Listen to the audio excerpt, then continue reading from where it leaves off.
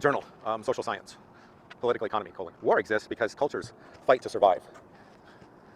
War is a necessary consequence of the competition between cultures, combined with the necessity, the technological necessity of a culture to dominate land area in order to survive.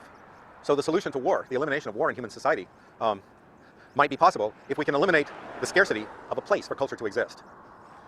So if we create a place on the internet where culture can exist, for example, where the Muslim culture can thrive, then the necessity to make war in order to acquire land would be lessened or eliminated entirely. And so the Ideal Farm space vision is a possible solution, or it's a promising direction for the elimination of war in human society. We can't eliminate the competition. The competition serves a useful purpose in imposing competitive necessity upon cultures so that only the strongest cultures survive.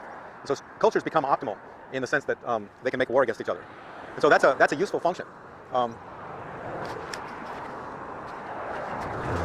So these thoughts came from musing a few minutes ago on how to eliminate nuclear war, how to eliminate the function of nuclear war in our society in my lifetime.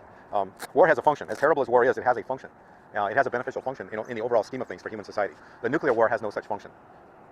Nuclear war doesn't eliminate the weak, it eliminates everybody, or it eliminates people randomly. So this is a crude way to say it. I would need to think much more carefully about that issue, but at a first approximation, nuclear war is an abomination. It's a perversion of what is, in a terrible sense, a wholesome thing. It's wholesome, for example, for the ISIS phenomena to rise up in resistance to an overwhelming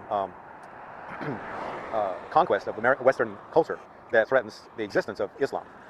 So as terrible and as indefensible as phenomena such as ISIS might be, we need to live in a world where there is a potential for innovative cultures, or even reactionary cultures such as ISIS, to give the dominant culture a run for its money.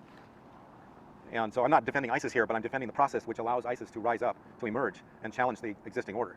And we need that to continue to be possible. And we don't want the dominant order to be too strong, to be too stable.